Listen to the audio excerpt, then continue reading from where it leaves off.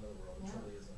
Then the last thing is, what is a flip transaction? This keeps coming up, and I get all kinds of answers from agents that don't understand exactly how lenders look at a flip transaction. A flip transaction is any transaction or any property that has had a change in ownership in the last 12 months. It's 12 months. Everybody comes out with, well, it's 90 days. 90 days is not right. FHA has an exception, what they call the 90-day flip rule exception, and that's where agents kind of get off on that. Wait a minute, I thought it was 90 days. It's not 90 days.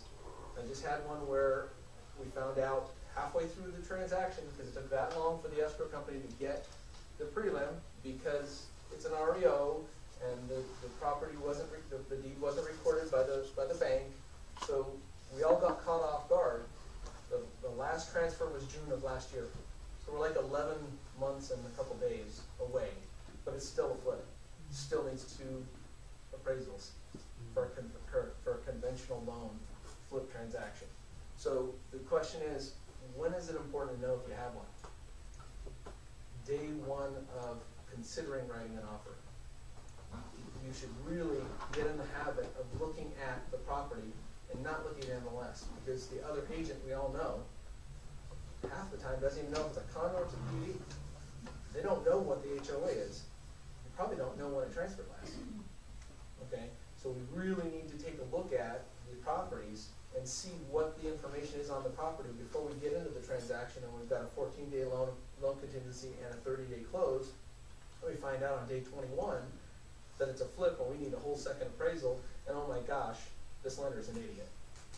You know, because guys, I'm not defending lenders, but I'm just saying that that's where it always ends up. The buck stops there. So we need to look at that. Yes. And the 2 appraisals, what on what? You mean 2 different appraisals? 2 separate appraisals ordered by with 2 separate companies on the same property.